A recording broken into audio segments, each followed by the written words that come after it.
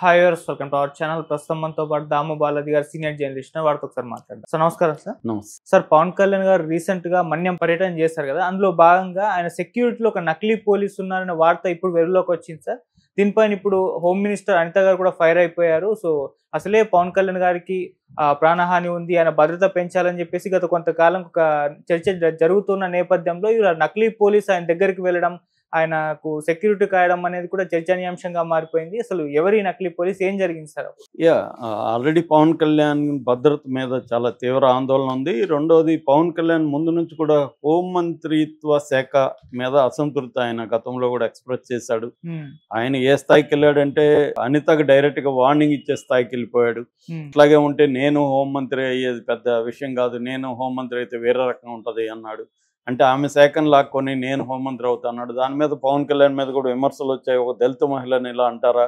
నిజానికి అది హోంమంత్రిత్వ శాఖ కాదు, అది law and order problem. Law and order అనేది చంద్రబాబు దగ్గర ఉంటుంది. ఇలాంటి విమర్శలు కూడా పవన్ కళ్యాణ్ మీద కూడా వచ్చాయి.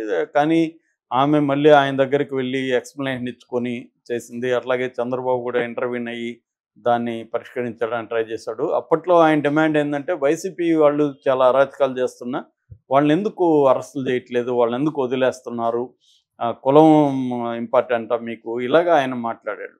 ఆ తర్వాత కాకినాడలో కూడా ఈయన వెళ్ళినప్పుడు అధికారులు ఎవరు ఈయన్ని అసలు రావద్దని అడ్డుకున్నారని, ఎస్పీ అయితే సెలవు పెట్టి వెళ్ళిపోయాడని, నేను ఎప్పుడు వచ్చినా ఎస్పీ సెలవు ఎందుకు పెడుతున్నాడని, ఇలాగా అధికారుల మీద కూడా ఆయన చిందులేశాడు.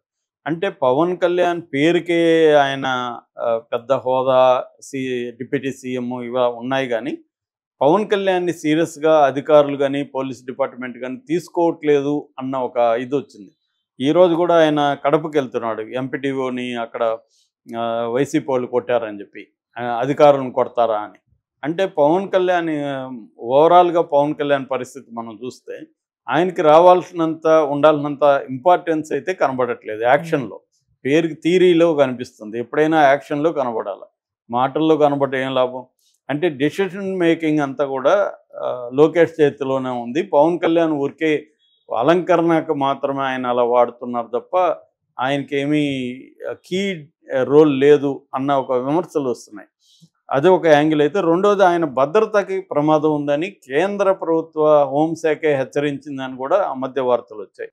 యాక్చువల్గా ఆయనకి మామూలుగా సెక్యూరిటీ పోలీసు ఇది ఉంది, భద్రత ఉంది, కానీ దాన్ని జెడ్ కేటగిరీ ఆయనకి ఇవ్వాలని కూడా డిమాండ్లు వచ్చాయి. కానీ ఇప్పటివరకు ఏమీ జెడ్ కేటగిరీ ప్రొవైడ్ చేయలేదు. లోకేష్ ప్రొవైడ్ చేశారు కానీ ఈయనకి చేయలేదు.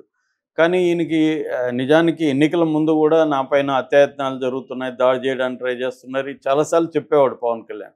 మరి నిజంగా అవన్నీ ఉంటే మరి అప్పుడు ఏమేమి జరిగిందో దాని మీద కూడా విచారించాలి కదా పవన్ కళ్యాణ్. ఆరోపణలు అప్పుడు బ్లేడ్ బ్యాచ్ దిగింది ఇవన్నీ కూడా చెప్పేవాడు కదా. దాని మీద కూడా ఏమి విచారణ ఏమి ఇప్పటి వరకు స్టార్ట్ చేయలేదు. దాదాపు 6 నెలలు దాటినా కూడా స్టార్ట్ చేయలేదు. ఈ నేపథ్యంలో ఇప్పుడు ఒక కొత్త విషయం వైరల్ అవుతుంది. అది ఆందోళన కలిగించే అంశం కూడా. అదేంటంటే పవన్ కళ్యాణ్ లాస్ట్ వీక్ ఆయన పార్వతీపురం మన్యం జిల్లాలో పర్యటనకి వెళ్ళాడు. ఆ పర్యటనకి వెళ్ళినప్పుడు అక్కడ ఒక వీడియో ఇప్పుడు బయటకు వచ్చింది. ఆ వీడియోలో ఒక ఐపీఎస్ ఆఫీసర్ ఉన్నాడు. ఐపీఎస్ ఆఫీసర్కి మిగతా పోలీస్ అధికారులందరూ కూడా సెల్యూట్లు చేస్తున్న వీడియో బయటకు వచ్చింది. అసలు అతను ఐపీఎస్ఏ కాదు, అతను ఒక నకిలీ గై అని ఇప్పుడు వార్తలు బయటకు వచ్చాయి. అతని పేరు బలివాడ సూర్యప్రకాష్ రావు అని చెప్తున్నారు. అతనిది విజయనగరం జిల్లాలో ముడిరాం అనే ఒక ఊరు అని చెప్తున్నారు. అతను అసలు ఐపీఎస్ కాదు, పోలీస్ కాదు అని. అతను విజయనగరం జిల్లాలో విజయనగరం నుంచి హైదరాబాద్కు వస్తూ తన పోలీసులు మాటు వేస్తున్నారని తెలిసి తన కారును వదిలిపెట్టి ఒక ఏఆర్ కానిస్టేబుల్ కారులో ఆయన బయలుదేరాడు పోలీసులను ఏమారుద్దామని. అయినా పోలీసులు విజయనగరం అవుట్స్కట్స్లో ఆయన్ని పట్టుకున్నారని చెప్తున్నారు. ఇప్పుడు ఆయన విచారిస్తున్నారని. తనేమంటున్నా అంటే, నేను లాస్ట్ ఇయరే ఐపీఎస్కి సెలెక్ట్ అయ్యాను, ట్రైనింగ్లో ఉన్నాను, అందుకనే నాకు పవన్ కళ్యాణ్ ఇష్టం కాబట్టి వచ్చానని చెప్తున్నాడని పోలీసులు చెప్తున్నారు. మరోవైపు గతంలో అతను విజయనగరం జిల్లాలో తూనికలు కొలతల శాఖలో లైసెన్స్డ్ రిపేర్ గై అని చెప్తున్నారు. సో రిపేర్లు చేసేవాడు, లైసెన్స్ ఉందని. సో ఇప్పుడు దీని మీద ఇది వైరల్ అయిపోయింది. దీని మీద అనిత స్పందించింది, హోంశాఖ మంత్రి. ఆమె దీని మీద సీరియస్ అయ్యి దీని మీద నివేదిక ఇవ్వండి అని పోలీసులు డిపార్ట్మెంట్ని ఆదేశించింది. మరోవైపు పవన్ కళ్యాణ్ కూడా సీరియస్గా దీని అంటే నా భద్రత విషయంలో పట్టించుకోవట్లేదు ప్రభుత్వం అన్న కోపం ఉంది. అంటే యాక్చువల్గా పర్యటనప్పుడే కలెక్టర్లు కానీ వీళ్ళందరూ కానీ ఇటు ప్రెస్కి సంబంధించిన వెహికల్ అరేంజ్ చేయడం కానీ అంటే ఈ ప్రోటోకాల్ ఒక మంత్రి ఆయన డిప్యూటీ సీఎం అనేది రాజ్యాంగబద్ధమైన పదవి కాదు, దానికేం ప్రత్యేక అధికారాలు ప్రోటోకాల్స్ ఉండవు, కానీ మంత్రికి ఉంటాయి కదా. సో ఒక మంత్రి పైగా 5 శాఖలు ఉన్న మంత్రి ఆయనకు ప్రోటోకాల్ పాటించలేదనే విమర్శలు వచ్చాయి అధికారుల మీద. అయితే ఆ విషయం మీద ప్రభుత్వం అధికారుల మీద ఏమి చర్యలు అయితే తీసుకోలేదు. అంటే కలెక్టర్ స్థాయిలోనే నెగ్లిజెన్స్ జరిగిందన్న విమర్శలు వచ్చాయి. అట్లాగే కాకినాడ విషయం కూడా, కాకినాడ మీద సిట్ వేశారు కానీ ఈయన ఆరోపించిన అధికారుల మీద ఏమీ చర్యలు తీసుకోవాలి ఇప్పటివరకు. ఐపీఎస్ ఆఫీసర్ మీద ఎస్పీ మీద ఏమైనా చర్య తీసుకున్నారా? తర్వాత తనను అడ్డుకున్న అధికారులు ఎవరు, వాళ్ళ మీద చర్య తీసుకున్నారా? అంటే పవన్ కళ్యాణ్ కూడా ఆయన యాటిట్యూడ్ ఎలా ఉందంటే ఒక ఆరోపణ వస్తే స్పందిస్తాడు కానీ ఫాలోఅప్ అనేది కనబడట్లేదు. ఆయన మరి దాని మీద చర్యలు తీసుకోనేట్టుగా వెళ్ళాలి కదా, అటు వెళ్ళట్లేదు. అంటే ఆయనది అంతా కూడా ఎలా ఉందంటే ఏదైనా ఈ ప్రభుత్వంలో జరిగేదాన్ని నేను సహించను అని ఒక ప్రతిపక్షంలాగా ఫీల్ అవుతాడు. గతంలో కూడా అంతే. ఆయన ఎప్పుడైనా జగన్ ప్రభుత్వంలో కూడా ఒక దాంట్లో వెళ్ళడం, డ్రామాటిక్గా అక్కడ ఒక ఉద్యమంలాగా ఆ రోజు స్టార్ట్ చేయడం, ఉద్యమ కార్యాచరణ అనౌన్స్ చేయడం, మళ్ళీ వచ్చేయడం, మళ్ళీ అసలు ఇంకా దాని జోలికి వెళ్ళడు, ఫాలోఅప్ ఉండదు, కన్సిస్టెంట్గా దాని మీద పోరాటం అనేది పవన్ కళ్యాణ్లో కనబడదు మామూలుగా మనం గతంలో చూస్తే కూడా. ఇప్పుడు కూడా అలాగే ఉంది.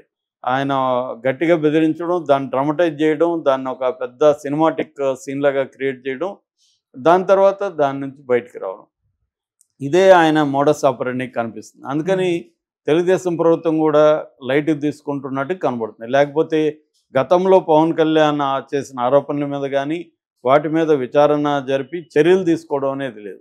ఎప్పుడైనా చర్యలు తీసుకోకూడదు ఇమ్మీడియట్గా అనుకున్నప్పుడు కమిటీ వేసేస్తూ ఉంటాయి గవర్నమెంట్స్. కమిటీ వేసేస్తే ఏంటంటే అది మరుగున పడిపోతుంది. సో అలాగే ఇప్పుడు దాని మీద సిట్ వేశారు. ఆల్రెడీ తిరుమలలో సిట్ జరుగుతుంది. ఇప్పటివరకు అక్కడ తిరుమలలో లడ్డులో కల్తీ జరిగింది. అది అందరూ చెప్పేది ఏమంటే అది ఎప్పటికీ ప్రూవ్ కాదని. ఎందుకంటే అప్పుడు జరిగిందని ఇప్పుడు జరిగిందా లేదా ఎలా చెప్పాలి? ఇప్పుడుదైతే చెప్తారు, ల్యాబ్సెస్ ఏమన్నా ఉంటే చెప్తారు. అప్పుడు జరిగిందా లేదా ఎలా నిర్ధారిస్తారు? అది నిర్ధారణ కాదు, అది రాజకీయ పర్పస్కి వాడుకున్నారు, అయిపోయింది. అలాగే పవన్ కళ్యాణ్ కూడా ఈ ప్రభుత్వంలో మంచి విషయాలన్నీ ఏమో నాకు కూడా క్రియేట్ అంటున్నాడు, ఏదన్నా చెడ్డ జరిగితే మాత్రం అది నేను ఎదిరిస్తాను అంటున్నాడు. అంటే ఒక రెబల్లాగా పవన్ కళ్యాణ్ ఉండడానికే ఇది ఉపయోగపడుతుందని కూటమిలో ఉండే ముఖ్యంగా తెలుగుదేశంలో కూడా దీని పట్ల వ్యతిరేకత వస్తుంది.